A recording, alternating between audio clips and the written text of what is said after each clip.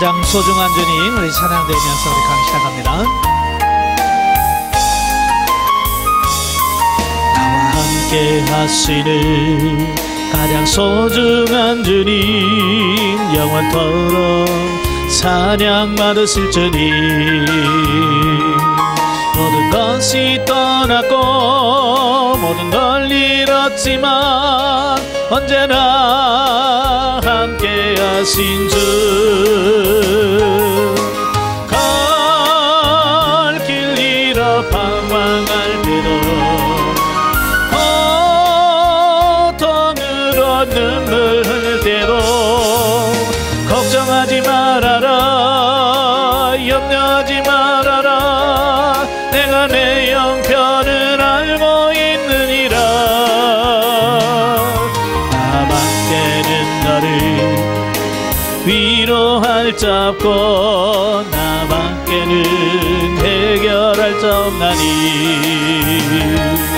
믿고 기도하라, 믿고 행하여라, 말씀하시는 소중한 주님. 나와 함께 하시는 가장 소중한 주님, 영원토록 찬양 받으실 주님. 모든 것이 떠났고 모든 걸 잃었지만 언제나 함께 하신 주. 갈 길 잃어 방황할 때도 고통으로 눈물 흘릴 때도 감사하며 살아라, 찬송하며 살아라, 내가 내 형편을 알고 있느니라. 나밖에는 너를 위로할 자 없고 나밖에는 해결할 자 없나니. 주를 바라보며 믿고 순종하라, 말씀하시는 소중한 주님.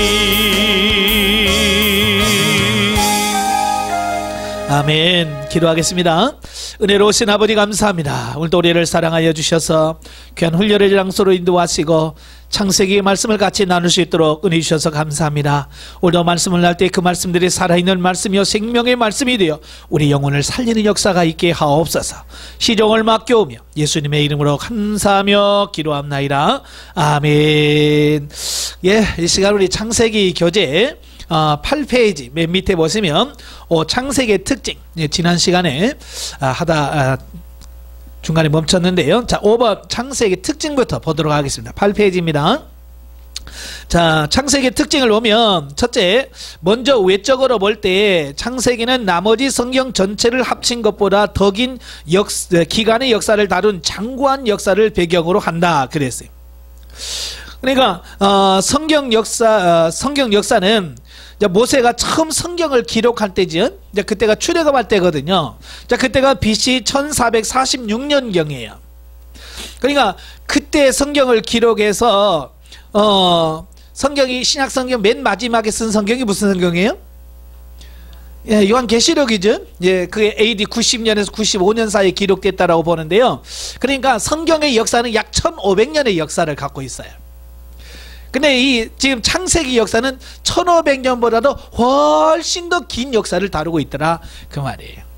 그러니까 하나님이 태초에 천지를 창조하시니라부터 시작해서 바로 이스라엘 백성들이 애굽에 내려가기까지, 예, 우리가 수로 헤아릴 수 있는 수천 년의 기간을 긴 동안을 말씀을 기록하고 있다라고 하는 거예요.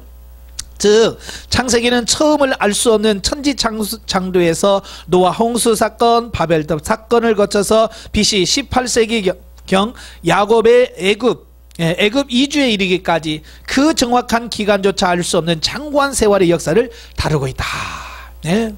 그러니까 이 긴 역사를 다루려고 하니까 요약할 수밖에 없겠죠. 예? 줄여서 쓸 수밖에 없어. 그래서 창세기는 과감하게 역사를 막 줄입니다. 그러니까 성경 역사 그 창세기에 나오는 그 족장들의 그 나이 있잖아요. 예, 아담은 몇 살에 나서 몇 살 죽고 막 이런 걸 쭉 계산해 보고 또 이 역사를 이렇게 계산하면 맞을까요? 안 맞을까요? 예, 안 맞죠. 왜냐하면 구속사에서 필요 없는 것을 과감하게 뺐단 말이에요. 그러니까 그 시간을 가지고 계산하면 잘 맞지 않는다라는 것을 볼 수 있겠죠. 예. 두 번째로는 내적으로 볼 때 창세기는 우주와 인생 모든 존재의 기원을 보도함으로써 결국 전 우주와 역사의 전개에 대한 기본적 전망을 제공하는 일종의 인문서로서의 성격을 지닌다. 즉 창세기 안에는 먼저 구속사의 기원과 전개 및 구원의 원리가 담겨져 있는 것은 물론 그 외에도 세상의 모든 존재의 기원과 진리의 근본 원리가 담겨져 있다. 그러니까 창세기가 만약에 없었다고 한다면 우리가 기원을 알 수 없는 것들이 너무 많아요. 이 지구 우주는 어디서부터 왔으며 우리 사람은 어디서부터 어떻게 출생했는지, 또 이스라엘 백성들은 왜 그 하나님의 선민이 되었는지, 또 그리고 우리가 왜 예수 그리스도를 믿어야 구원을 받는지. 그러니까 창세기 기록이 없으면 이런 모든 것들을 우리가 알 수가 없어요. 그래서 창세기에서 모든 것을 다 해결해 주시는 거예요. 예? 하나님이 천지를 창조하셨어요. 그래서 하나님께로부터 왔구나. 예? 그리고 우리가 예수를 믿어야 돼요. 예, 창세기 3장에 타락에 관한 부분을 말씀하잖아요. 우리 인간이 이렇게 하나님의 말씀을 어겨서 타락했구나. 그래서 우리는 영원히 죽을 수밖에 없는 존재라서 예수 그리스도를 믿어야만 우리가 구원을 받는구나. 이 구속사의 그 가장 기본적인 부분을 우리에게 제공하는 성경이 창세기예요. 그러니까 창세기가 없으면 예수를 왜 믿었는지를 모르는 거예요. 그죠? 우리가 범죄하고 타락했기 때문에 우리는 멸망할 수밖에 없기 때문에 우리가 예수 그리스도를 믿는다. 이 창세기를 알아야 돼요. 그래서 세 번째로는 창세기는 우주와 인간의 역사를 보여주고 있으나 단순한 사건 중심의 역사를 다루는 것이 아니라 택한 백성의 구원을 중심으로 구성되어 있으므로 구속사와 직접 관련이 없는 사건은 과감하게 생략했다. 아까 설명드렸죠. 예, 네 번째로 다신론과 범신론 사상이 주종을 이루었던 본서 저술 당시 근동의 종교 문화적 풍토에도 불구하고 본서에서는 유일신 하나님께 대한 깊은 신뢰가 일관되어 있다. 그러니까 그때 당시 모든 신은 범신론 내지 다신론이에요. 그러니까 애굽에만 봐도 신이 엄청나게 많은 거예요. 황소신, 암소신, 바다신, 뭐 나일강신, 또 뭐 무슨 신들이 그렇게 많아. 다신이란 말이에요.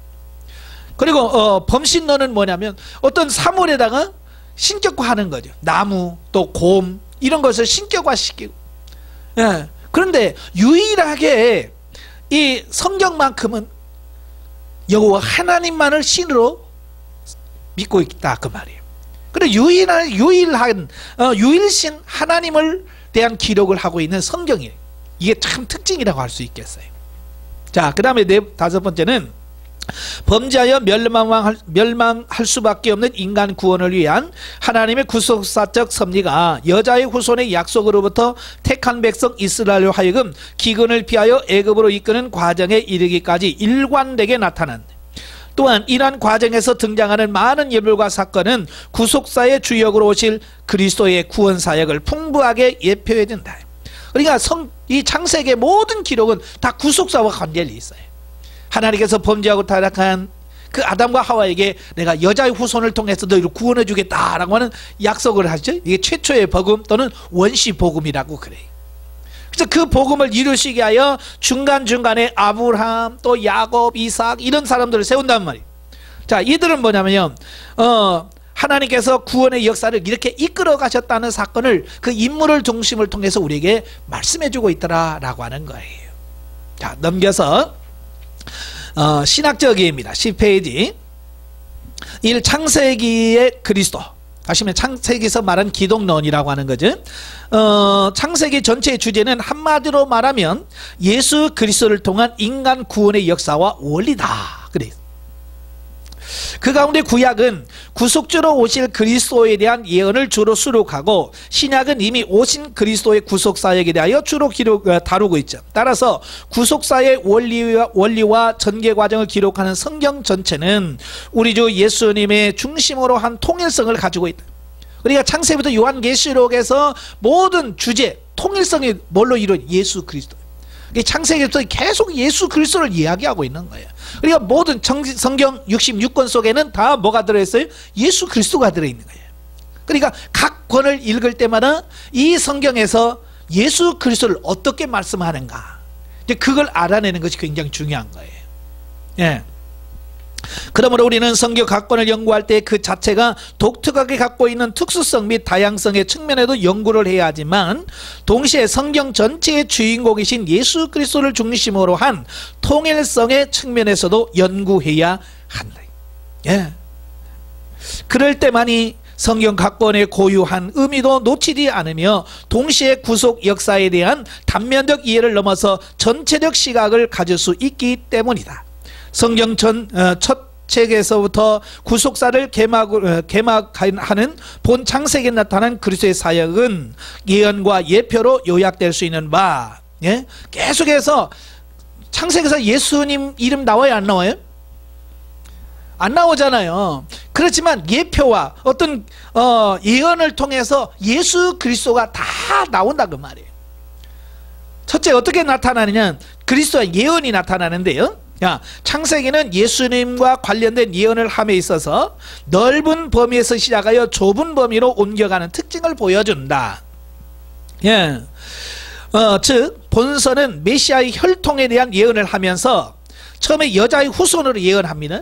그래서 셋의 후손으로, 그 다음에 셈의 후손으로, 그 다음에 아브라함의 후손으로, 그 다음에 이삭의 후손, 야곱의 후손, 그리고 유다의 후손, 이리 계속해서 범위가 좁혀져 가는 거예요. 그래서 이걸 계시 발전사라고 말하는 거예요. 구속사, 계시 발전사. 예. 그래서 시간을 가면서 점점점 명확하고 정확하게 예수 그리스도를 딱 말씀해 주시는 이 부분을 보게 돼요. 그 첫째가 뭐라고요? 여자의 후손이에요. 자, 여자의 후손은 범죄한 인간의 구속주로 오실 메시아께서, 메시아는 그 여자의 후손으로 태어나며 인간의 몸을 입고 오실 것이 인간 타락 직후에 바로 예언되었어요.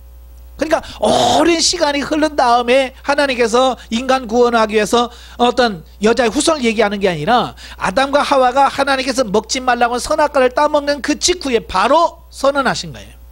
여자의 후손을 통해서 구원해 주겠다. 그 약속인 거지.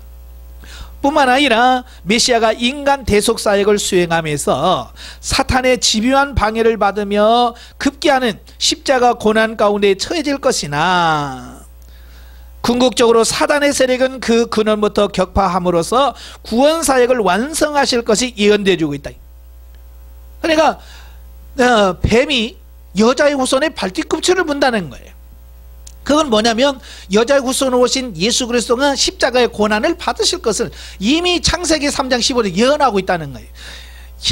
성경 읽으면 기가 막힌 거잖아요. 근데 여자의 후손은 뱀의 머리를 깨친대. 에? 이거 보니까 십자가에 죽으셨지만 그가 부활하심으로 뱀의 머리를 깨트리는 승리를 맛보는 어떤 이런 부분들을 이미 창세기에서부터 예언하고 있다는 거예요. 그러니까 성경에 읽을 때마다 기가 막힌 거예요. 어떻게 이걸, 그죠? 그러니까 성경에서 하면서 성경 읽을 수밖에 없는 거예요. 자, 두 번째 셈의 후손이죠. 홍수 이후에 하나님께서는 인류의 새로운 조상이 된 노아를 통해서 셈의 후손이 하나님 여호와를 찬양케 되고 야벳 후손도 그 장막에 거하게 될 것을 예언하신 바 있다. 이처럼 하나님의 구속 사역의 핵심이신 메시아께서는 그 셈의 후손으로 오시며 그 구원의 기쁜 소식이 야벳의 후손이나 함의 후손에게까지 널리 전해질 것이 구속 사역 초기부터 예언되어지고 있었다는 거예요. 신기하잖아요. 이스라엘 백성들 셈족이거든요. 예, 셈의 후손들이에요. 근데 셈의 후손에서 메시아가 태어나. 그래서 사도 바울을 통해서 유럽에게 복음을 전해지죠. 그 유럽이 뭐예요? 야벳 족 속에, 야벳의 후손들이 그 유럽 쪽이거든요. 또 남쪽의 애굽이나 이집트에도 복음이 전파됐어. 예, 바로 이 부분을 이미 창세기에서부터 노아의 그 저주 사건 있잖아요. 셈과 야벳을 축복하고 함을 저주한 사건에서부터 이미 이 구속사를 말씀해주고 있다라는 거예요. 그 다음에 세 번째가 아브라함의 후손입니다. 자, 하나님께서는 아브라함을 약속의 땅 갈대아 우르에서 불러내시고 하란을 거쳐서 약속의 땅 가나안으로 인도하시죠.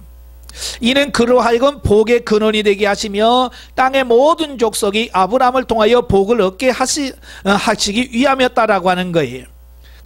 이 예언대로 모든 족속을 죄에서 구원하실 그리스도께서는 믿음의 조상이며 복의 근원이었던 아브라함의 후손으로 태어나시는 것을 보게 돼요.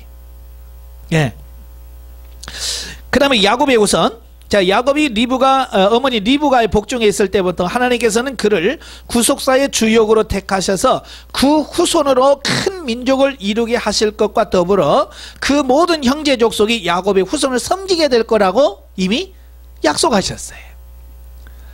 이 예언대로 예수님께서는 에서의 후손이 아니라 야곱의 후손으로 이 땅에 오셨다라고 하는 거예요. 또 유다의 후손, 그 왕권의 상징인 홀이 유다를 떠나지 아니하며 치리자의 지팡이가 그 발 사이에서 떠나지 아니하고 그에게 모든 백성이 복종할 것이 예언되었는 바, 이는 만왕의 왕이신 그리스도께서 유다의 후손으로 태어나 이 세상의 모든 악을 물리치시고 영원히 왕노를 하실 것을 보여준다. 그러니까 야곱이 죽기 전에 자기 12아들을 놓고 다 축복해 주잖아요. 배나무도 시작해서 쭉 축복해. 그 축복하는 과정 속에 유다에게 홀이 너를 떠나지 않을 거다. 그 홀은 뭐냐? 왕권을 상징하는 거거든요. 홀은 뭐냐면 그 왕의 손에 들린 지팡이를 말해요. 주의복을 말해요. 예, 그러니까 홀은 곧 왕권을 말합니다. 그러니까 하나님께서 이미 야곱을 통해서 그 유다 지파에서 한 다스리는 왕이 태어날 거다. 근데 그 왕이 누구냐? 가까이는 다윗을 말하고 궁극적으로는 예수 그리스도를 예표합니다. 아시겠죠? 자, 이렇게 하나님께서 여자의 후손이 이렇게 셈의 후손으로, 아브라함의 후손으로, 야곱의 후손으로, 또 유다 지파로 이렇게 가까워지고, 나중에 사무엘하 7장에 보면 이제 다윗의 후손으로 더 좁혀집니다. 예. 그러다가 이사야 선지자는 처녀의 몸에서 태어날 거다. 예. 또 미가서는 베들레헴에서 태어날 거다. 점점 예수 그리스도를 이렇게 집중해서 조명해주는 이 부분을 보게 되죠. 자, 두 번째, 그리스도에 대한 예표. 장차 구속주로 오실 예수님의 성품과 사역은 구약시대 여러 인물들과 사건 속에서 예표적으로 드러납니다. 그래서 예표란 시대적으로 앞선 인물이나 사건이 후대 사건과 인물의 한 측면을 영적으로 그리고 예언적으로 미리 보여주고 있는 신비한 영적 현상을 말합니다. 그러니까 예수 그리스도가 창세기에 없지만 예수 그리스도를 연상할 수 있는 인물들이 있어요. 예? 또 예수 그리스도를 상징하는 어떤 사건들이 있어요. 그래서 그 사건들과 인물을 통해서 먼 후대에 태어나실 예수 그리스도의 성품이라든지 어떤 사역, 이것을 우리가 짐작할 수 있는 이 부분을 보여주는 거죠. 첫째가 아담입니다. 창조 당시 죄가 없던 존재로 창조된 아담은 절대 순결한 상태로 이 땅에 육신을 입고 오실 예수 그리스도의 예표를. 그러니까 아담이 타락하기 이전에는 죄가 없었잖아요. 깨끗하잖아요. 그게 뭐냐? 죄 없으신 예수 그리스도를 예표하는 상태다. 자, 그거를 말씀을 해주고 있어요. 또한 하나님의 형상대로 창조받은 최초의 인간이며 모든 인간의 육적 대표인 아담으로부터 인간의 육적 역사가 시작된 사실은 제2의 아담으로 새 창조를 완성할 첫사람으로 예수께서 이 땅에 오셔서 모든 구원받을 자의 대표가 되심을, 구원의 역사가 시작될 것을 예표해 주고 있습니다. 그러니까 아담은 모든 인류의 시작을 의미한다면 예수 그리스도는 둘째 아담이에요. 둘째 아담으로서 우리를 죄와 사망에서 구원해낼 영원한 생명을 줄 예표로 우리에게 말씀해주고 있더라라고 하는 거예요. 그래서 로마서 보면 이제 사도 바울을 둘째 아담이다 이렇게 표현하지. 예. 그 다음에 이제 두 번째 제물입니다. 자, 하나님께서 그 범죄한 아담을 위해서 짐승을 잡죠. 그러니까 범죄하고 나니까 자기가 벌거벗은 모습을 보게 돼요. 그래서 아담이 어떻게 하지? 무화과 나무 잎을 엮어서 수치를 가리죠. 여러분, 무화과 나무로 옷을 만들어 입으면 하루에 몇 번을 갈아입어야 될까요? 그렇죠. 무화과 나무 처음에는 뭐 보들보들하지만 좀 시간이 지나면 뻣뻣해지면서 바시락바시락해서 부서진단 말이에요. 이 수치를 가릴 수가 없어요. 그래서 하나님이 짐승을 잡아요. 그래서 짐승을 잡아서 그 가죽을 벗겨서 가죽옷을 만들어서 아담과 하와에게 입혀주셔요. 그래서 그의 수치를 가리게 하셨다는 말이에요. 이건 뭘 의미하느냐? 예? 이건 뭘 의미하냐면, 죄로 오염된 인간에게 그리스도의 십자가 희생을 통하여 의를 덧입게 하심으로 죄의 수치를 가리울 하나님의 구원 행동을 예표적으로 보여주는 거예요. 그러니까 예수 그리스도를 통해서 우리의 죄를 용서함 받아서 우리가 온전한 구원을 받았을 것이라고 하는 것을 예표해 준다라고 하는 거예요.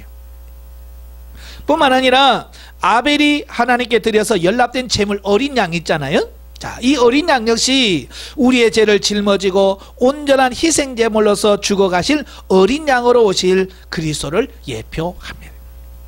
이제 앞으로 이제 뭐 출애굽기 얘기가 보면 계속 어린 양을 잡아서 하나님께 제사를 드리죠. 바로 그 어린 양이 누구를 예표하느냐? 바로 예수 그리스도를 예표해요.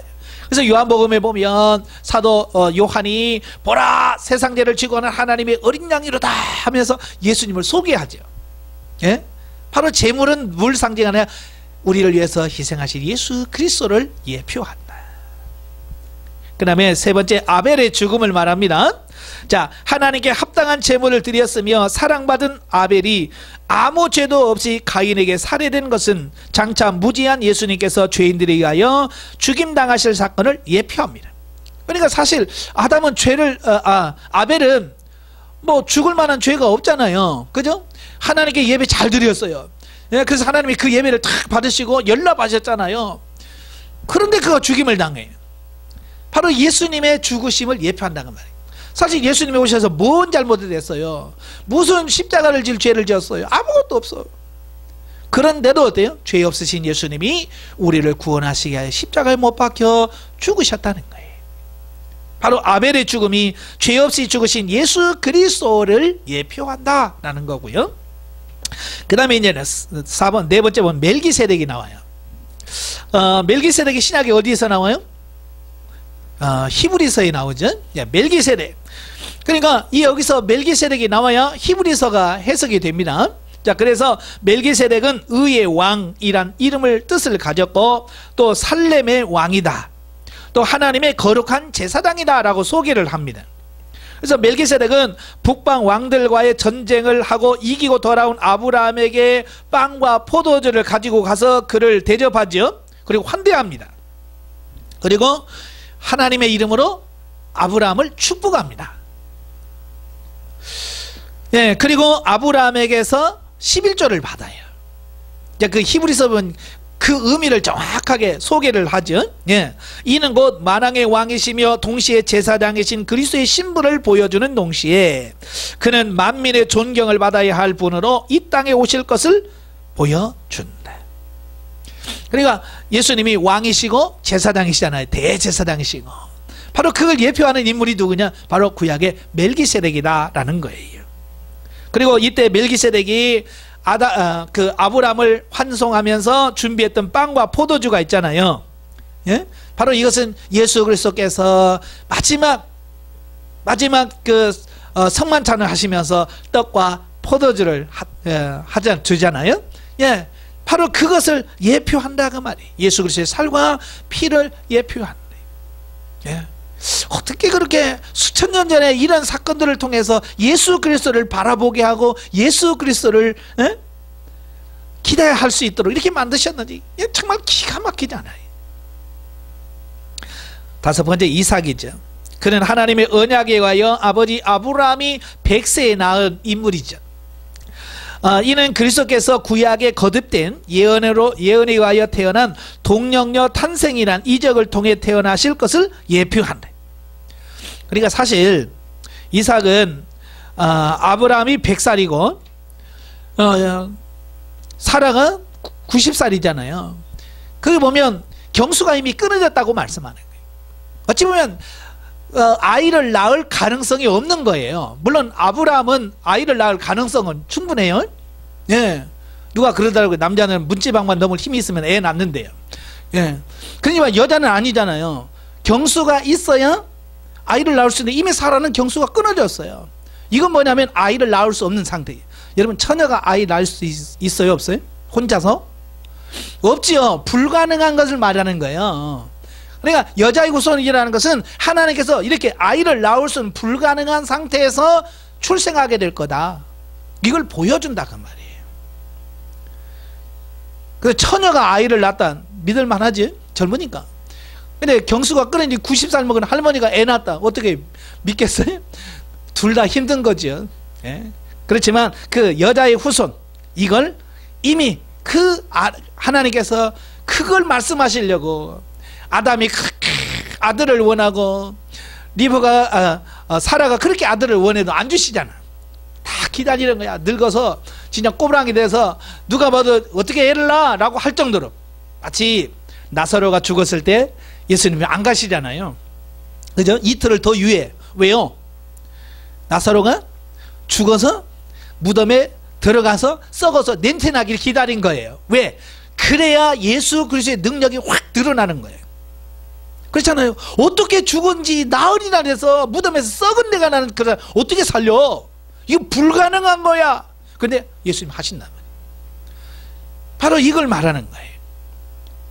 그래서 하나님은 어찌 보면 75세의 아담을 불러서 25년 동안을 훈련시키는 거예요. 기다리는 훈련. 앞으로 여러분도 기다리는 훈련을 시키실 거예요. 근데 우리가 제일 못하는 게 뭐예요? 그래요. 기다리는 걸 못해요. 너무 조급해. 영적인 성장도 마찬가지예요. 한두 달 영성훈련 받고 뭐라고 그래? 목사님 나는 왜 이렇게 성장 안 하는지 몰라요. 제가 그러지 욕심도 많으셔. 너무 성질이 조급해가지고 뭐 빨리빨리 되길 원하는데 사실 인간이 변화되는 게 그렇게 쉽지 않아요. 어려워요. 예? 갈수록 여러분 느낄 겁니다. 내가 왜 이렇게 독한 존재인지. 예? 지금은 별로 그걸 못 느낍니다. 나 괜찮은데 왜? 나 이 정도면 우리 교회에서 그래도 괜찮아 라고 지금 생각할 거예요. 저도 옛날에 다 그랬으니까요. 근데 시간이 가면 갈수록 느껴지는 게 뭐냐면 정말 나는 악질이다. 예? 사도 바울이 고백하자. 나는 죄인 중에 괴수다. 왜 그러냐? 갈수록 느껴지는 게 뭐냐면 이 안에 죄성, 독성, 악성들을 발견하면서 정말 내가 얼마나 큰 죄인인가를 발견하게 돼요. 그러면서 하나님의 은혜를 더 감사할 수밖에 없는, 그래 나 같은 죄인을 이렇게 하나님 구원해 주셨구나. 근데 여러분 내가 꽤 괜찮은 사람이 생각하니까 하나님이 우리를 여러분 구원하셨습니다. 당연하지. 나 같은 사람 안 구원하고 누굴 구원해? 왜냐면 자기가 꽤 괜찮은 사람으로 생각하니까 하나님의 은혜가 그렇게 크게 느껴지지 않는 거예요. 예. 여러분 죄인입니다. 예. 그런데 하나님은 여러분 구원하셨어요. 자, 요셉입니다. 자, 아버지에게 지극히 사랑을 받았으며 형제들로부터 미움을 받아 옷을 벗기우고 노예의 몸값에 애굽으로 팔려간 요셉의 초기 사적은 하나님의 사랑받던 아들인 그리스도께서 동족의 미움을 받아 은 30개에 팔려가는 사실을 예표해 주고 있다. 자, 어찌 그렇게 딱 들어맞는지, 그죠? 예? 또한 요셉이 인간이 견디기 어려운 유혹을 당했으며 자신의 의로움 때문에 순환받은 것도 그리스도께서 사단의 유혹을 받으시고 일생 동안 순환받은 것을 예표한다 그 말이에요. 그래서 요셉이 보디발의 아내에게 시험을 받잖아요. 바로 예수님도 그 사단에게 시험을 받잖아요. 요셉도 통과하고 예수님도 통과합니다. 바로 예수 그리스도의 모형이에요. 예표예요. 예? 이런 걸 보셔야 돼. 그러나 끝내 요셉이 형제들의 구원자가 되었던 것처럼 그리스도 역시 택한 자의 구원자가 되셨다. 예? 그러니까 이런 걸 알고 성경을 봐야지. 이런 걸 모르고 성경을 보니까 맨날 뭐요? 나가도 복을 받고 들어가도 복을. 아멘. 이건 내게 주신 말씀입니다. 뭐 이러고 있으니 참 언제 변화되고 새로워져서 하나님이 원하는 그 깊은 단계 들어가는 거예요.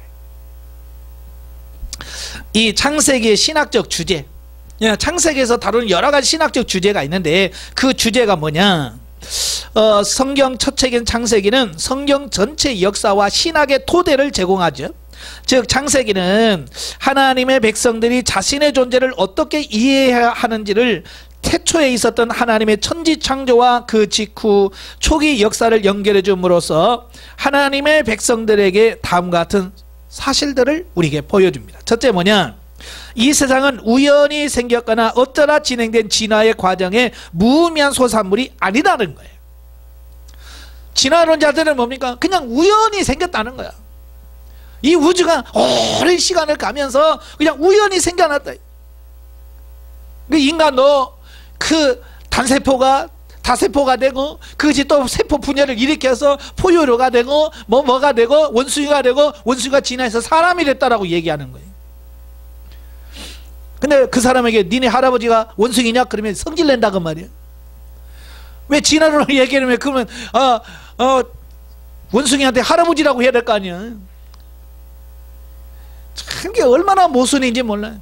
성경에 분명히 기원에 대해서 하나님이 우리를 창조했던 말씀하셨는데도 불구하고 안 믿어. 왜? 믿음이 없으니까.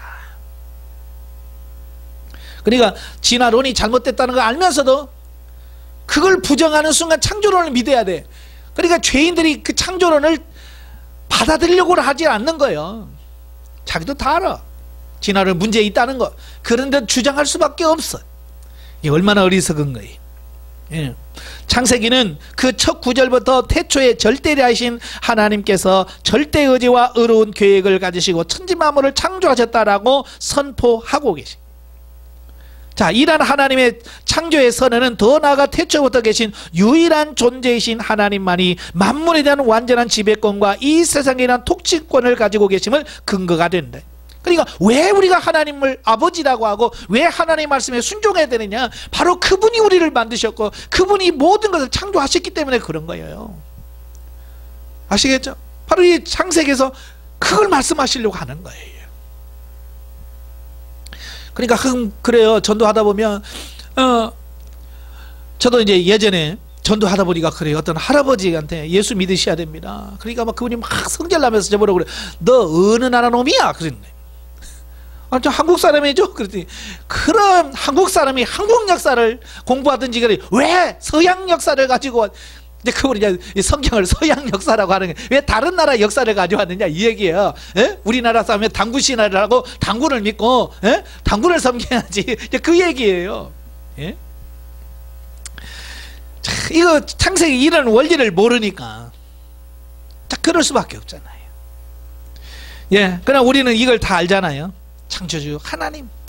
그래서 그런 민족이나 모든 걸 떠나서 모든 인류의 구원자가 되시고 아버지가 되시고 창조주가 되시고 조물주가 되시고 그래서 모든 민족이 하나님을 찬송하고 예배하게 되는 거예요. 자, 두 번째로 이제 하나님께서 이 세상을 보기 좋게 보시기에 좋게 만드셨음에도 불구하고 이 세상의 온갖 부조리가 난무하게 된 까닭은 창조주 하나님의 불완전성이나 비도덕성 혹은 영양 부족에서 생겨난 것이 아니라 그러니까 하나님의 부족에서 지금 이 세상이 이렇게 된 게 아니에요. 바로 인간의 타락에서부터 왔다는 말이에요. 모든 원인, 이런 고통이나 이런 불합리한 모든 것들이 인간의 타락으로부터 시작했다라고 우리에게 말씀해 주고 있어요. 그러나 성도가 하나님의 뜻에 따라 산다면 부조리한 이 세상에서나마 하나님과 영적 교류를 통해서 인간 타락 이전의 상태를 부분적으로 맛볼 수 있다. 그러니까 지금 하나님께서 왜 교회를 만드시고 왜 저와 여러분을 부르셨고 왜 영성훈련을 받게 하시냐, 바로 이거예요. 원래 상태로 조금이라도 회복시키시려고 하는 하나님의 의지가 있다 그 말이에요. 아시겠죠? 이런 걸 알고 신앙생활 해야지요. 이걸 모르니까 그냥 세상적인 복이나 원하고 내가 예수를 닮아가는 데는 전혀 관심이 없어요. 그러나 궁극적으로 창조사역에 동참하셨던 삼위 하나님 가운데 한 분이신 그리스도께서 재림하셔서 구원받은 성도를 회복된 새하늘과 새 땅에 불러들일 때 이 세상에 존재했던 모든 죄악된 것을 벗어버리고 완전한 하나님과 교류하는 기쁨을 맛보게 될 거다. 아멘. 그 예수 그리스도의 재림을 통해서 이루어질 영원 천국에서 이루어질 거예요. 지금 이 세상은 뭐예요? 바로 그 영원 천국에서 누릴 그날을 준비하는 거예요. 아시겠죠? 그러니까 여러분 준비 잘 하셔야 되겠죠. 그래야 하나님의 나라 가서 누릴 수 있게 되어지는 거예요. 세 번째로 이 세상의 모든 존재는 하나님께서 말씀으로 창조하셨다. 그러나 인간만은 특별하게 당신의 형상과 모양대로 지으시되 흙으로 빚으시고 생기를 불어넣어 주심으로 창조하셨다. 예, 즉 창조 마지막 날 제6일에 창조된 인간은 하나님께서 모든 피조물을 대표하여 통치하는 존재로 특별히 만드셨으며 하나님과 교류할 수 있는 특권도 부여하셨다. 따라서 하나님의 특별한 창조물이며 창조의 최대의 걸작품인 인간은 만물과 바꿀 수 없는 존엄한 존재로서의 가치를 지닌다. 그러니까 인간을 창조하실 때는 하나님이 특별히 흙으로 빚어 그 코에 생기를 불어넣으셨. 그 생기가 뭐예요?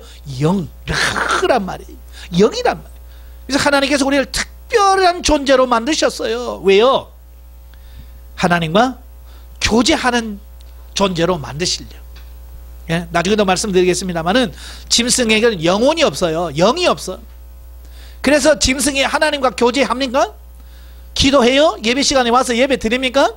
안 해요. 왜냐하면 그들은 영이 없어요. 근데 이 인간에게만 하나님이 특별한 생기 영을 넣었거든요. 왜? 여기신 하나님과 교제하기 위한 과정이에요. 그래서 인간이 존귀한 이유가 바로 하나님의 형상의 영을 소유하고 있기 때문에 인간이 존귀한 거예요. 그 영은 떠나면 뭐 우리는 뭐 개나 소나 똑같은 거예요. 그러나 하나님께서 그 하나님의 생명 영이 우리 안에 있기 때문에 예수님 뭐라고 그래? 온 천하를 주고도 살 수 없는 가장 귀한 게 너희다. 생명이다 라고 말씀해 주고 있는 거예요. 자, 네 번째로 모든 죄는 반드시 형벌이 따른다 라고 하는 것을 말씀해 주고 있어요. 하나님과 맺은 언약을 파기하고 선악과를 따먹은 아담과 이를 조장한 하와 및 인간을 유혹하여 범죄의 동기를 제공한 뱀에 이르기까지 모두 다 하나님의 준엄한 심판을 받아요.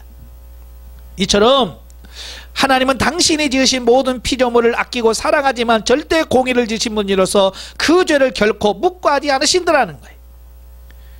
이 말은 결국 우리도 죄를 지으면 하나님의 징계를 받을 수밖에 없다는 것을 말씀해 주는 거예요. 그러니까 왜 우리가 죄를 지으면 안 되는지 아시겠지? 죄를 지으면 반드시 뭐가 있어요? 하나님의 심판, 징계가 있어요. 이건 목회자 상관없어. 목회자나 정말 뭐 몇 년 미래 상관없어요. 죄 지으면 거기에 대한 반드시 하나님의 심판이 있어요. 그래서 우리가 요셉처럼 범죄하지 않으려고 몸부림을 쳐야 돼. 내가 어떻게 하나님 앞에 득지합니까? 근데 우리는 죄를 사랑해. 죄를 즐겨요.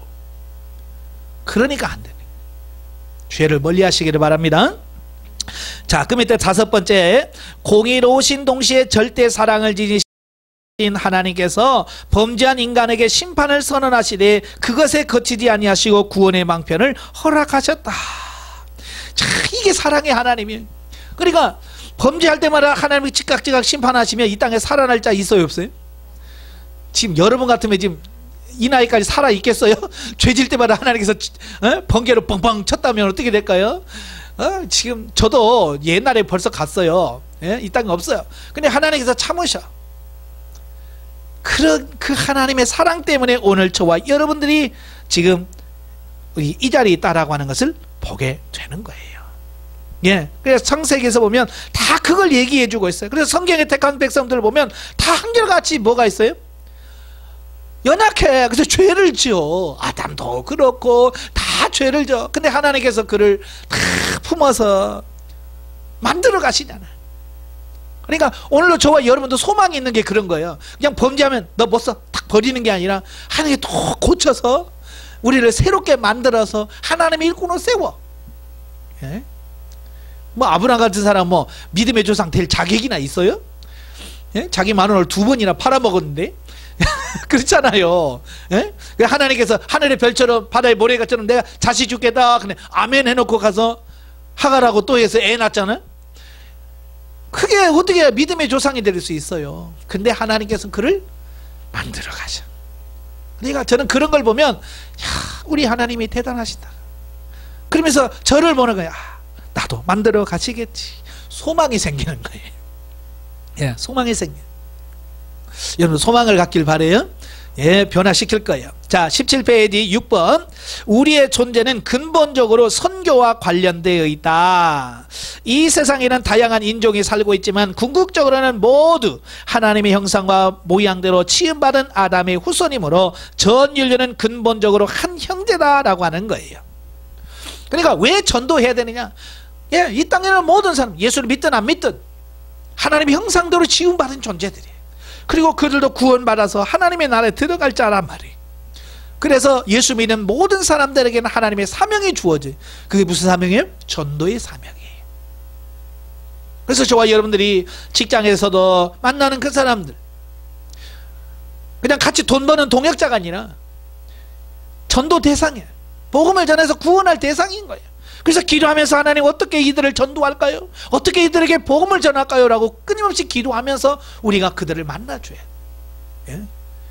그래야 그 직장 생활이 생명적 삶으로 바뀌어지는 거예요. 예? 왜 사람들이 직장 생활하면서 왜 신앙생활을 제대로 못하느냐? 예? 그 선교지를 생각을 안 해요. 뭐로 생각해요? 그냥 단순히 돈 버는 곳으로만 인식하는 거예요. 예?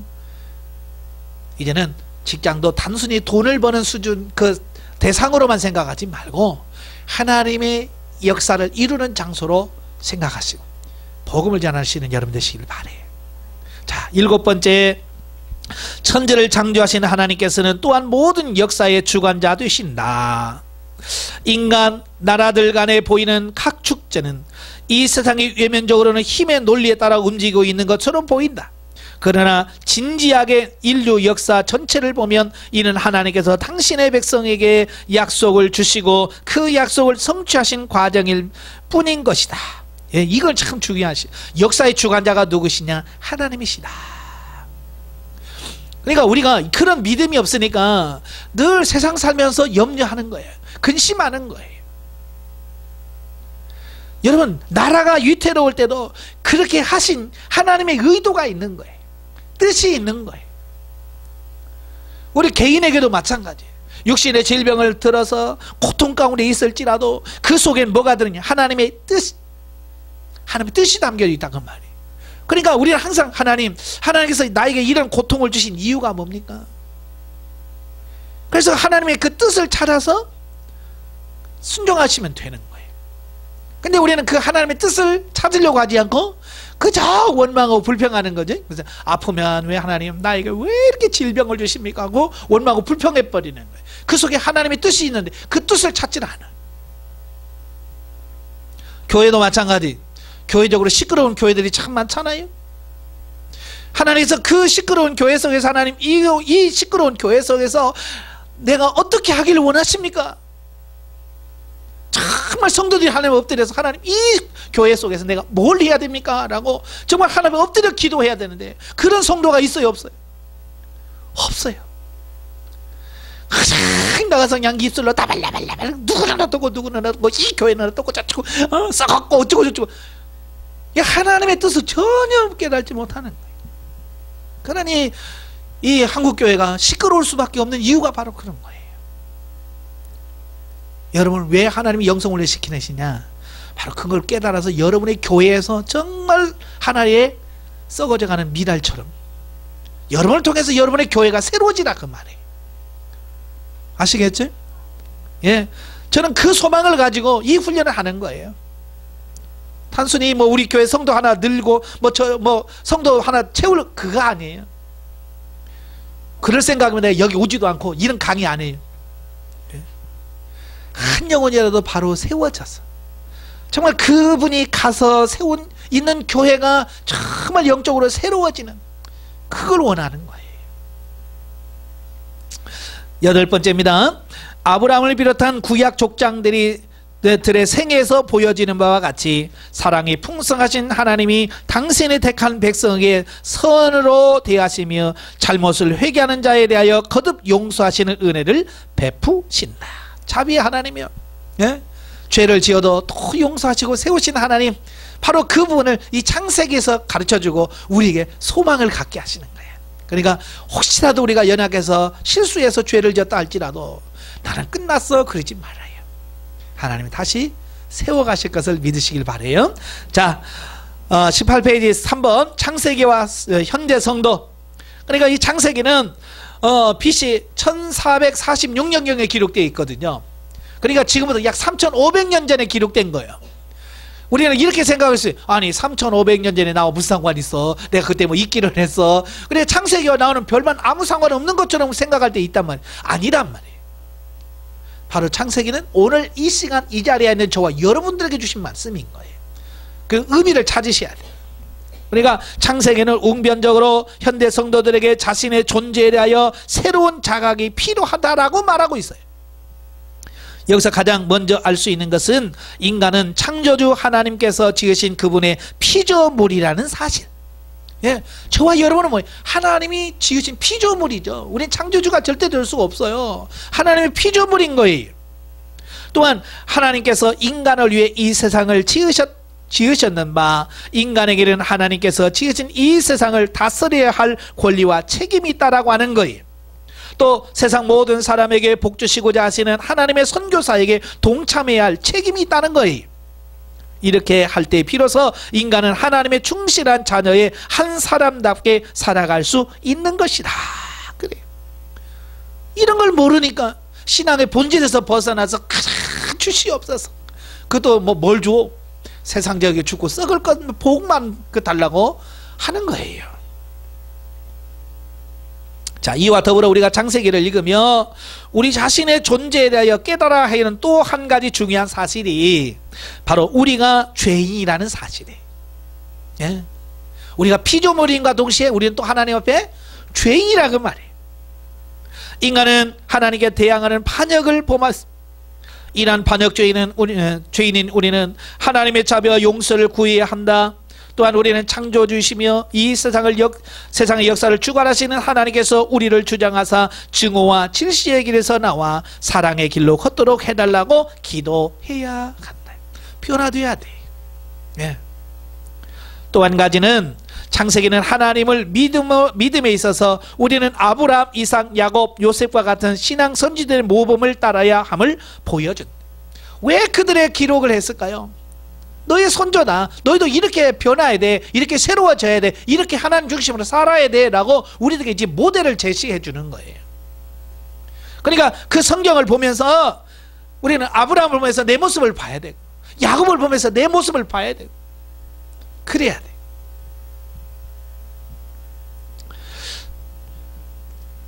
또한 우리는 하나님과 우리의 이웃들에게 봉사함으로써 우리의 삶에 하나님의 주권이 깊게 개입되어 있음을 드러내야 한다. 세상 사람들은 자신의 능력, 지식, 물질에 자신의 삶을 의지하지만 우리는 주권자 하나님만을 전적으로 의지해야 하는 것이다. 왜냐하면 우리 주 하나님은 전능하신 분으로서 그 어떤 대력자나 약함이나 환경에 의해 절대 구애를 받지 않으시기 때문이다. 우리는 하나님만 의지할 대상이라고 하는 거 말씀해주고 있습니다. 자, 이처럼 하나님을 아는 우리로서는 하나님을 모르는 세상 사람들과는 무언가 달라야죠. 불신자들과 뭐가 달라되지 않겠습니까? 우리가 하나님을 안다는 것은 사람들과 관계를 갖는 데 있어 차이를 갖게 할 것이다. 우리의 이웃들도 본질에 있어서는 하나님의 백성들이죠. 그들도 하나님의 형상대로 지음받은 것이다. 따라서 우리는 그들의 삶에 해를 끼치거나 그들이 하나님과 관계를 맺는 데 있어서 방해해서는 안 된다. 우리는 특별히 우리의 이웃 중에서 불이익을 당하고 억압받는 자, 가난한 자들에게 관심을 쏟아야 한다. 이것이 사람을 대하는 데 있어서 하나님을 모르는 자들과 달라야 한다. 그러니까 우리가 사는 것이 예수 안 믿는 사람과 똑같으면 의미가 없는 거예요. 왜 우리가 전도해도 많은 사람들이 교회 안 나옵니까? 뭐 예수 믿는다고 우리랑 똑같은데 뭐하러 교회가 나는 거예요. 다른 게 없다는 거예요. 뭔가 우리가 달라야, 야, 역시 예수 믿는 사람 다르구나, 나도 예수 믿을까, 이렇게 된다고 말이에요. 그죠? 근데 성질 내는 거 똑같고, 싸우는 거 똑같고, 뭐 욕심 많은 거 똑같고, 아니 어찌 보면 욕심은 더 많아, 불신자들보다. 그러니 그들이 봤을 때는 그냥 예수 믿는다는 게 가짜는 거야, 진짜로. 왜? 변화된 게 없으니까.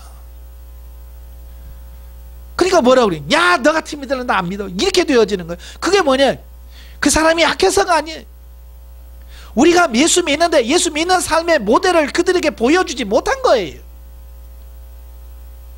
아시겠지? 그러니까 우리가 변화돼야 돼.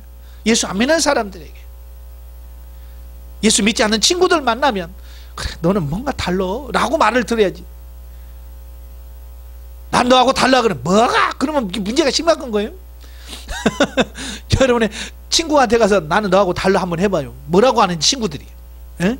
그래 너는 진짜 뭔가 달라 라고 해. 너는 역시 예수 믿으니까 달라 라고 하는 말이 나와야 진짜 믿는 거지.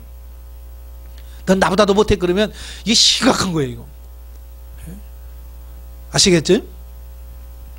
자, 하나님은 우리에게 다가오신 신이다. 그분은 지금 이 세상에서 우리에게 손을 내밀며 말씀하신다. 그리고 21세기 아브라함, 이삭, 야곱, 요셉을 찾으신다. 곧 하나님께서 쓰시고자 부르실 때 기꺼이 응답하는 당신의 사람을 찾고 계실 것이다. 오늘도 주님이 여러분들을 찾으셔요. 근데 찾긴 찾았는데 지금 쓸만한 도구가 안 돼. 왜? 우리가 훈련되어져서 하나님의 쓰실 정도로 우리가 변화돼야 되는데 하나님의 쓰실 만한 도구가 안 돼. 그러니까 택하긴 택했지만 써먹지를 못하는 거예요. 그래서 지금 훈련을 시키시는 거예요. 여러분 변화시켜서 하나님께서 쓰시려고. 예. 그러니까 여러분들이 아멘하고 이 훈련을 정말 잘 받으셔야 돼. 예. 내 나이가 어땠든 상관없어.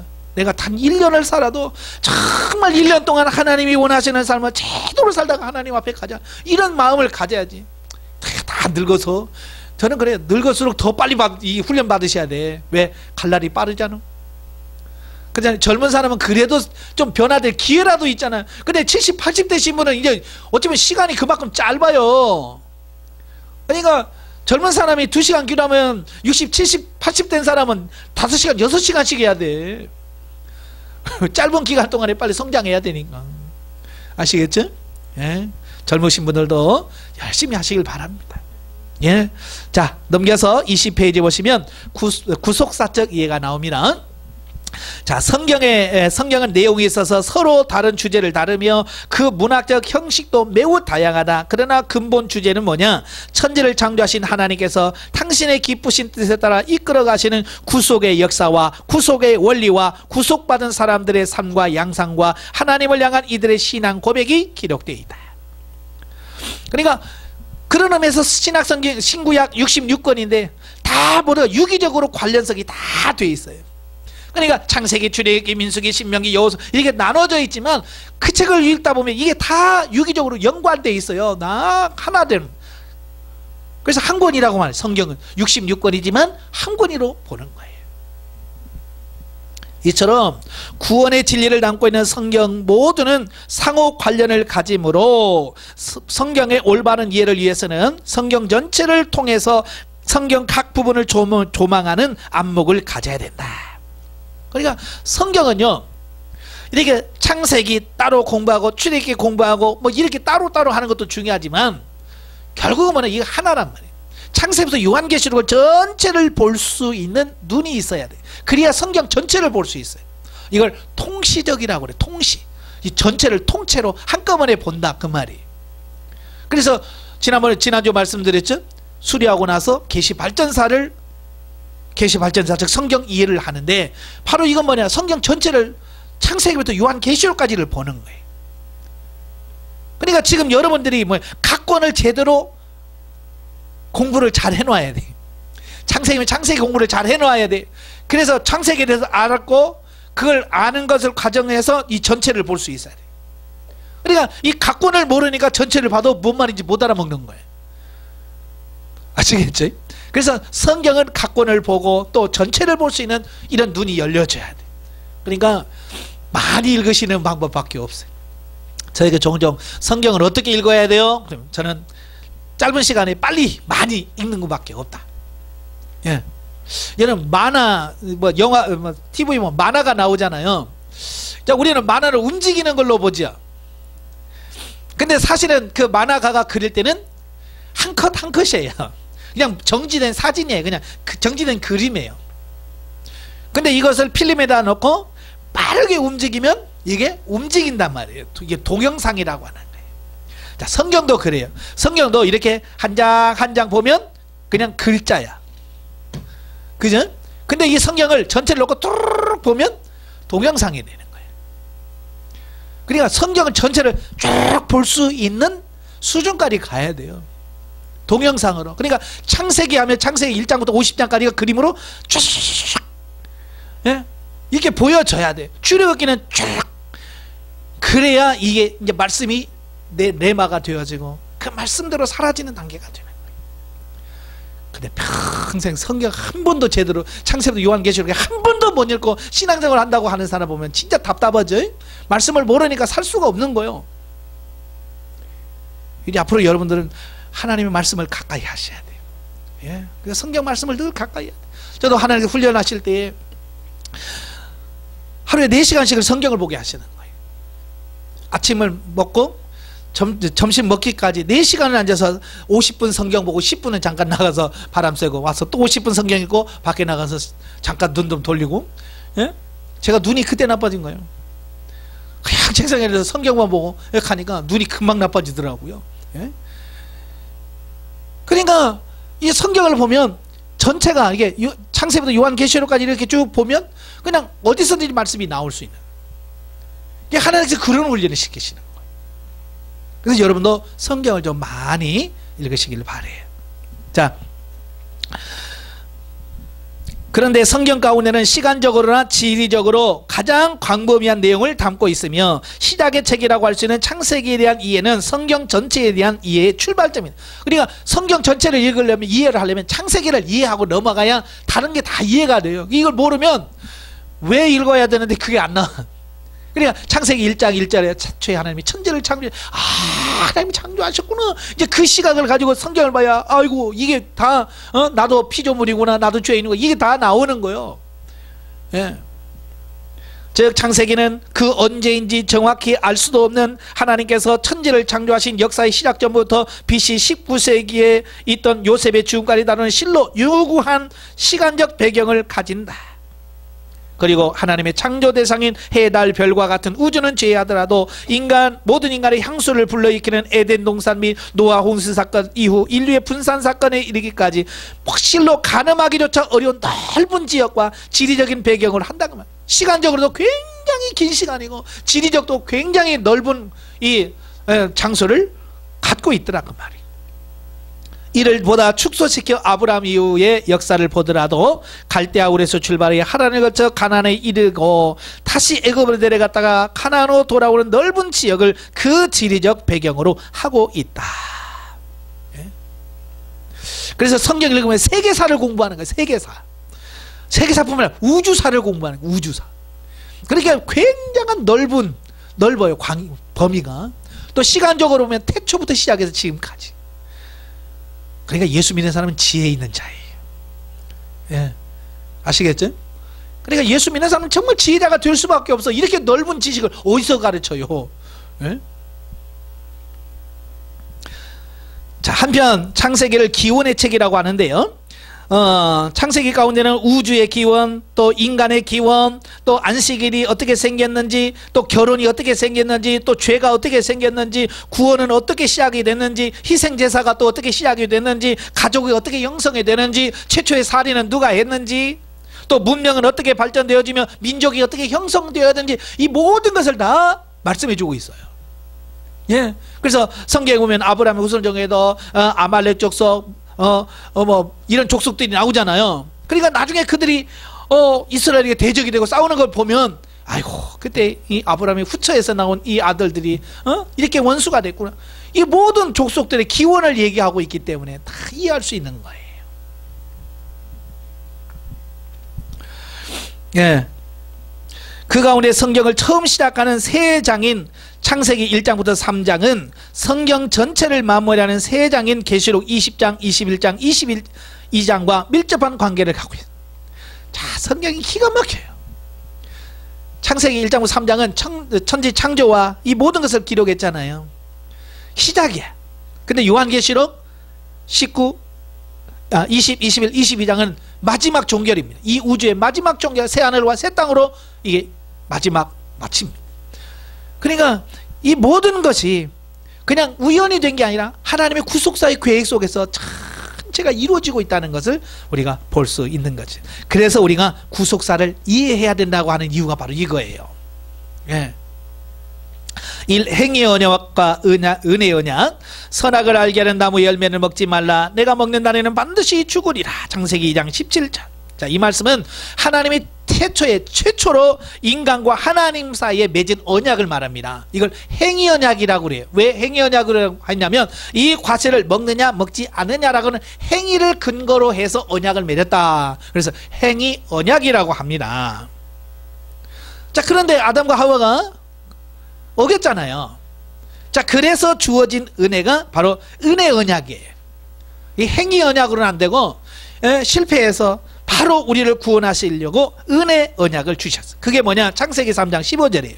내가 너로 여자와 원수가 되게 하고 내 후손도 여자의 후손과 원수가 되게 하리니 여자의 후손은 내 머리를 상하게 할 것이요 너는 그의 발꿈치를 상하게 할 것이니라 하셨다. 자, 이 말씀은 여자의 후손을 통하여 우리를 구원하실 것이라고 하나님이 약속하셨고, 이 약속은 갈라디아서 4장 4절에서 성취된 것을 보여줘요.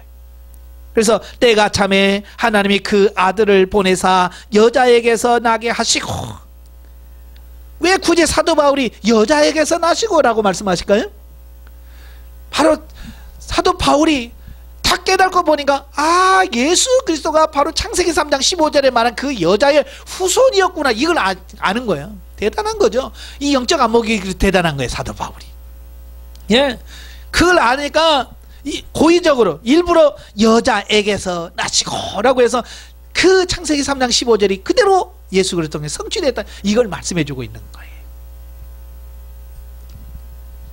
그 다음에 두 번째, 부패, 방주, 대홍수. 자, 땅의 사람들이 번성함과 더불어 급격하게 타락하기 시작하죠. 그래서 윤리 도덕적으로 말할 수 없이 타락을 해갑니다. 또 수많은 죽고 죽이는 탈취와 탈취당하는 순환의 역사가 인류에게 있었죠.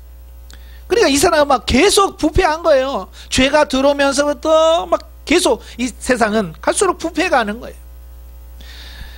그래서 창세기 6장 5절 6절 보면 하나님께서 사람의 죄악이 세상에 가득함과 그의 마음에 생각하는 모든 계획이 항상 악할 뿐임을 보시고 땅 위에 사람 지으셨음을 한탄하사 마음에 근심하시고, 예? 얼마나 인간의 죄를 지으시는지 하나님이 한탄하시고 후회하실 정도로 인간이. 그래서 결국 하나님은 노아의 홍수를 계획하시고 노아에게 나타나서 방주를 지으라고 말씀하십니다.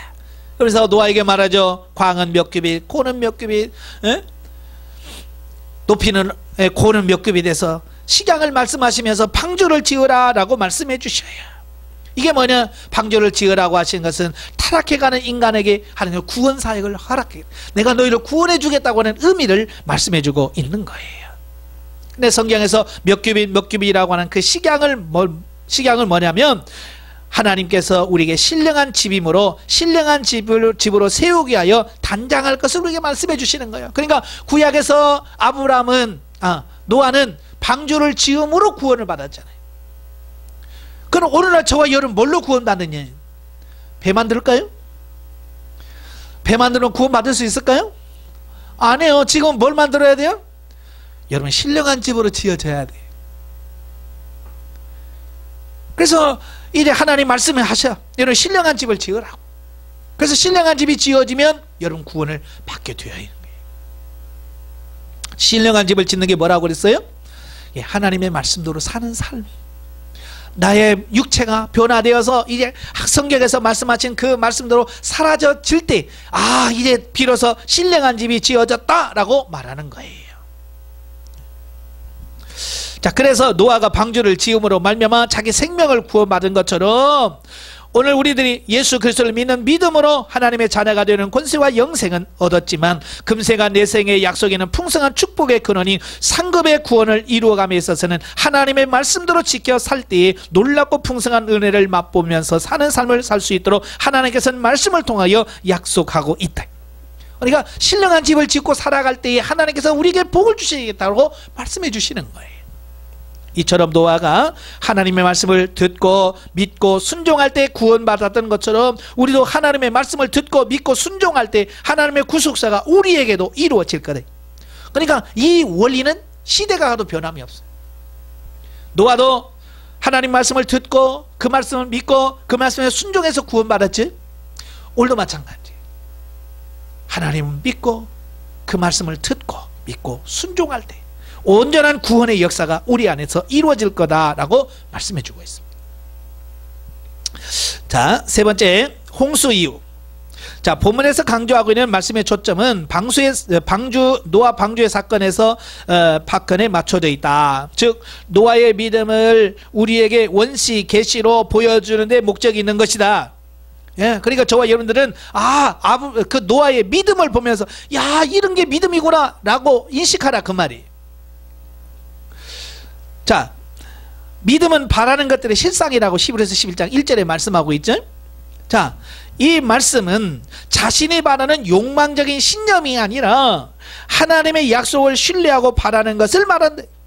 오늘 많은 성도들이 오해하는 게 뭐냐면 믿음은 바라는 것들이 실상이 보지 못하는 것 증거들아, 꿈을 꿔라, 계획을 세워라. 예? 그죠? 그래서 주여 믿습니다면 주실 거라. 이건 믿음이 아니고 신념입니다. 이제 앞으로 종종 제가 여러분에게 신념과 믿음에 대한 말을 할 거예요. 신념은 어디서 나오니? 육신의 욕망에서 나오는 거예요. 믿음은 뭐냐? 하나님의 말씀에서 나오는 거예요. 그러니까 근본적으로 달라요. 육에서 나오면 신념이고 우리 영, 하나님께서 오면 이건 믿음인 거예요. 근데 우리 한국교회 성도들이 대부분 믿음이 있다라고 하지만 믿음은 없고 신념만 강해요. 우리 선조들 그랬잖아. 할 수 있다, 하면 된다. 그래서 막 밀어붙이잖아요. 특별히 교회 건축할 때. 그죠? 할 수 있거든요. 무슨 말이냐? 믿는 능치 못함이 없는 이라 해서 막 밀어붙이는 거야. 결국은 돈 못 갚아서 이단에다 팔아 넘기는 교회가 지금 한둘이 아니잖아요. 예? 이건 믿음에서 출발한 게 아니에요. 신념이에요, 신념. 그러니까 여러분 믿음과 신념을 잘 구분하셔야 돼요. 자, 믿음이라는 게 뭐냐? 보세요. 노아는 스스로 홍수가 일어날 것을 알고 방주 짓기 시작하는 것이 아니라 자기가 출발한 게 아니에요. 하나님이 홍수를 내려서 인류를 심판할 것인데 내가 방주를 만들고 들어가면 내가 건지리라는 약속을 믿고 바라고 방주를 만들었다라고 하는 거예요. 하나님의 말씀이 도무지 왜 만들어야 되는지, 비가 왜 홍수가 오는지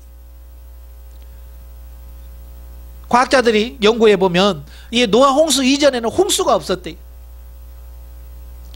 예. 그러니까 홍수라고 해도 사람들이 안 믿어. 왜? 홍수가 나봤어야 홍수가 뭔지를 알지. 그죠? 그러니까 지금 사람은 야, 예수 믿고 천국 갑시다 그러면 믿어요, 안 믿어요? 안 믿죠. 왜요? 천국을 파봤어야지. 마치 똑같은 거예요. 도무지 노아도 홍수가 뭐야?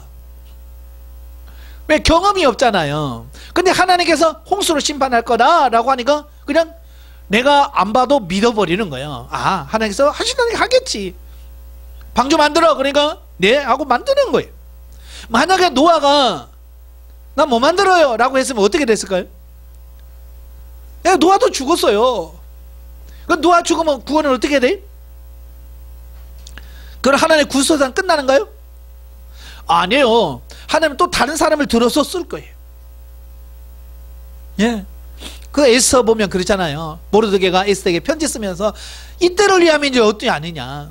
네가 이때 일어나서 네 하면 좋겠지만 네가 안 하면 하나님은 다른 사람을 들어서 쓸 거다. 여러분도 마찬가지예요. 여러분 영성 안 하면 우리 훈련은 문 닫을 것 같아? 아니에요. 이거 하나님이 역사하기 때문에 여러분 안 나와도 훈련은 됩니다. 문제는 뭐냐? 여러분은 하나님의 그 훈련 프로그램에서 제외된다는 거예요. 무슨 말인지 아시지? 하나님의 일은 내가 있고 없고 없이 돼요. 내가 순종하면 내가 그 그리스도의 주인공이 돼. 그 구속사의 주인공이 되고, 그 노아처럼. 근데 싫어요, 나 못해요 라고 하면 그 주인공에 따라서 빠져나오는 거예요. 그러니까 여러분도 마찬가지예요. 순종하시라고 말이에요. 예. 교회에서도 마찬가지예요. 나 없으면 우리 교회 쓰러져. 천만의 만만. 여러분 없어도 여러분 교회 다 됩니다. 예? 가끔 보면 그러신 분들이 계세요. 저는요 우리 교회 제가 빠지면 우리 교회 쓰러져. 천만의 말씀이요. 당신 없어도 다 돼. 저는 목사님한테도 그래. 목사님 없어도 그 교회 돼요. 왜? 하나님의 교회니까.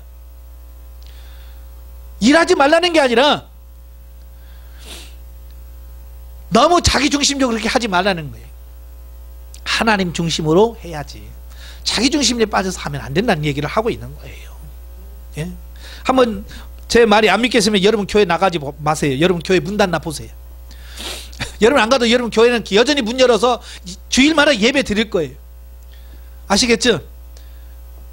그래 또 안 가지 마세요. 여기까지 얘기를 해야지 또 오해하면 또 진짜 안 나갈래.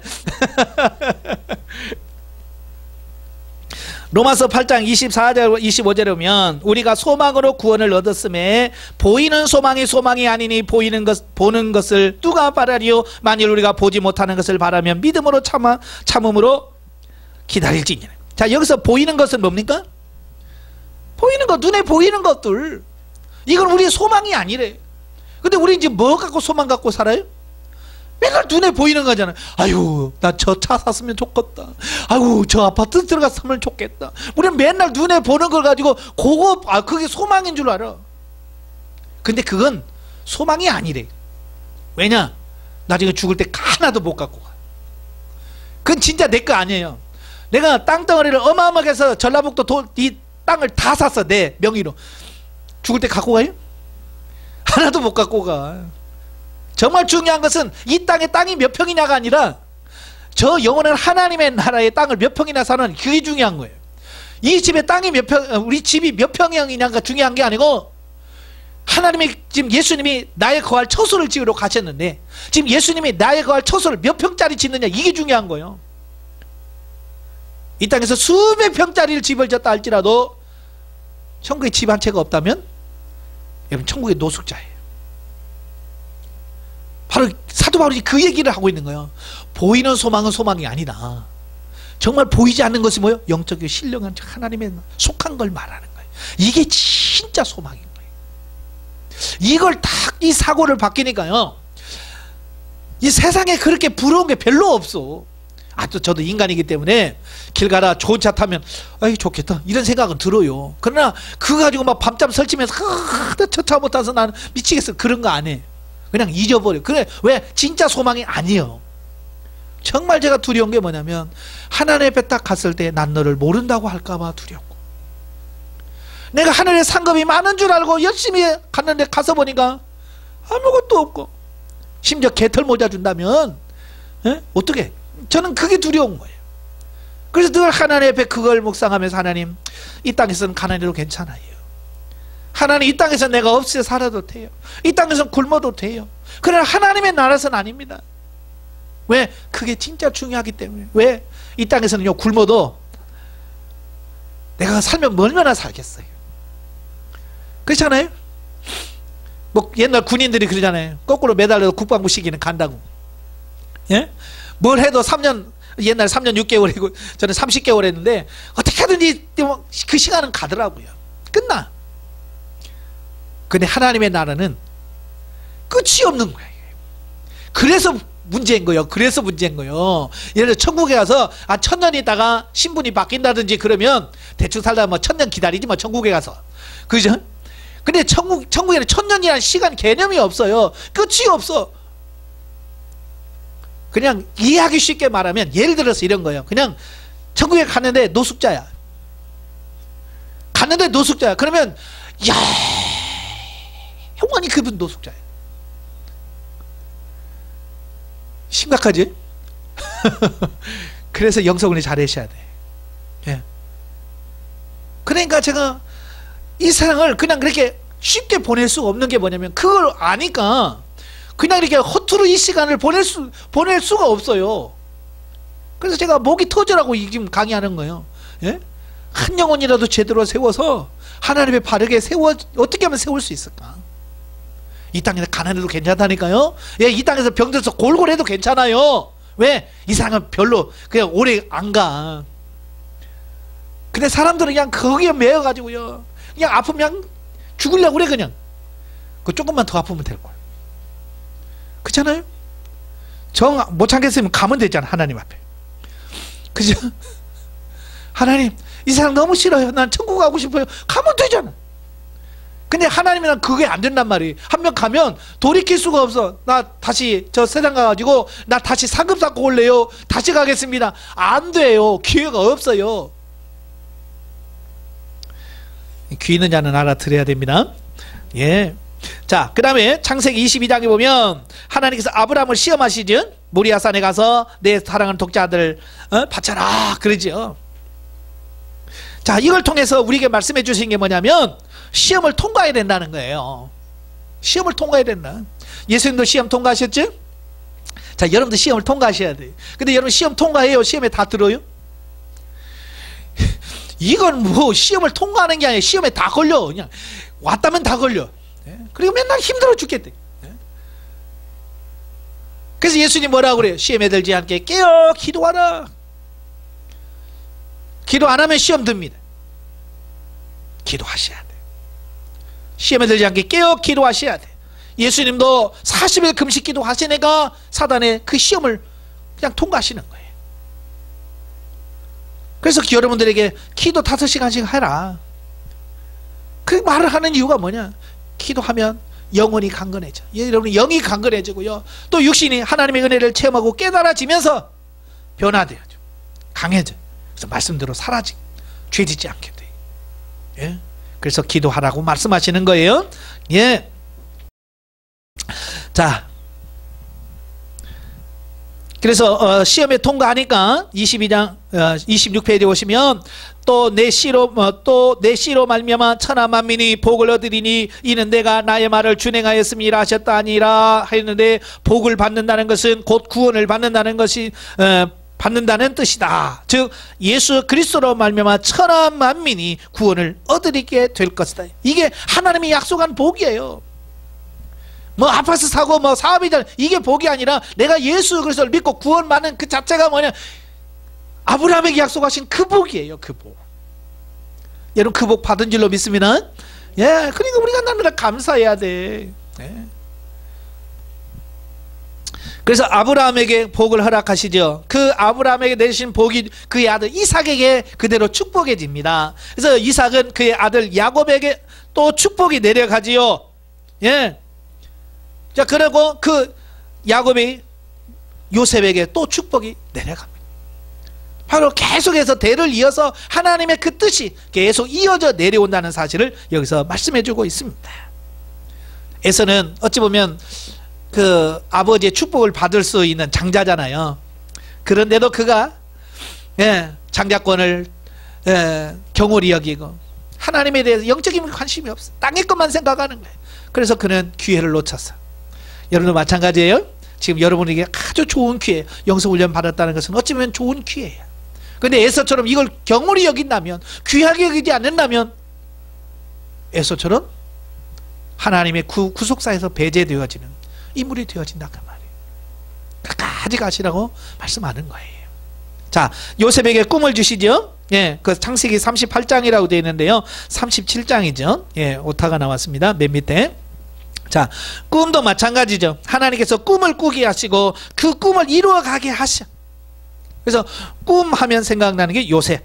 예, 그래서 하나님께서 요셉의 꿈을 주시고 또 바로에게 꿈을 꾸시고 그 역사를 다 이루어 가시는 것을 보면서, 아까도 그랬죠. 역사를 이끌어 가신 분이 누구라고요? 하나님이시다. 다 하나님이 하시더라. 하나님이 하시더라. 자, 여러분 이곳으로 인도하신 분이 누구요? 하나님이시고, 여러분 훈련해 가실 분이 누구요? 하나님이시고, 여러분을 변화시킬 분이 누구요? 하나님이시고, 마지막 여러분의 생명을 취하셔 가실 분이 누구요? 하나님이시고. 이걸 믿으셔야 돼. 예? 다 하나님이 하신다. 그러니까 길 가면서도 아버지, 이게 하나님이 하시는 거죠. 그러니까 그냥 가는 게 아니야. 그냥 길을 가면서도 아버지 감사해요. 아버지 고마워요. 예? 계절의 변화를 바라보면서 하나님께 감사하고, 예? 머리에 주름살이 하나하나 늘어가면서 감사하셔야 돼. 계급장이 하나씩 늘어가면서 나는 제대할 날이 왔군요. 내가 이 세상을 마무리하고 주님 앞에 갈 날이 갖고 왔어요. 너무 감사합니다. 주름살 너무 피려고 그러지 말아요. 예? 저는 흰머리 나는 걸 보면서 저는 집사람이 자꾸 뽑으려고 그래. 핀셋 갖고. 뽑지 마라. 왜? 그 흰머리를 보면서 내 세월이 얼마 남지 않았다는 걸 인식을 해야죠. 그렇잖아요? 그래야 나도 내 살 날이 얼마 안 남았구나. 그래서 내가 경각심을 갖고 팔을 살지. 새카매 머리에서 항상 젊은 줄 알면 갈 준비 안 한다니까요. 아시겠어요? 갈 준비 안 해요. 머리가 좀 머리가 좀 하얗면 그냥 하얀 대로 살면서 정말 그 날을 준비해가는 여러분 되시기를 바래요. 그게 진짜 믿음 있는 거예요. 자, 28페이지 두 번째 챕터에 보시면 이것이 하나님의 구속사를 통해서 우리에게 적용하시는 놀라운 사건이다. 그러므로 요셉 사건도 하나의 모델로 우리에게 보여주시는 것이다. 하나님의 역사를 만드시고 운행하시고 주장하시면서 그가 위대한 사람이 되게 하시는 것이다. 하나님은 구속의 역사를 적용하시고 이루시면서 하나님의 심히 하나님 되심을 나타내시고 하나님의 약속하신 그 약속을 우리로 하여금 이 땅에서 받아 누리게 하시려고 역사하시고 모든 것을 주장하고 계신다. 예? 그냥 한 게 아니라 모든 것을 우리에게 주시려고 지금 다 창세기 때부터 이 천지 만물을 창조하셨고요. 예수님도 주셨고요. 이걸 우리에게 주시려고. 그러니까 성경 말씀이 그냥 구절절이 나에게 주신 말씀이에요. 그러니까 성경에 보면서 눈물을 흘릴 수밖에 없어. 아버지 아멘 아멘 아멘 맞습니다 아멘 이러면서 말씀을 읽을 수밖에 없는 거예요. 그런 은혜가 여러분 안에 있기를 바랍니다. 하나님의 계획하심 여러분을 통해서 성취되는 귀한 축복이 있길 주님으로 축원합니다. 기도하겠습니다. 은혜로우신 아버지, 정말 이 성경은 하나님의 말씀입니다. 한 절 한 절 한 절이 우리를 위하여 주신 하나님의 귀한 말씀인 걸 알기에 정말로 그 말씀을 깊이 깨달아 하나님 원하신 대로 따라 순종해 가며 변화되어져 가는 우리 자신이 되어지게 하여 주시고 하나님이 예비하신 그 축복을 받아 누리는 우리가 될 수 있도록 도와주시옵소서. 끝까지 승리하는 우리 모두가 되어지게 하옵소서. 예수님의 이름으로 감사하며 기도합나이다. 아멘. 하나님께 영광 드리겠습니다.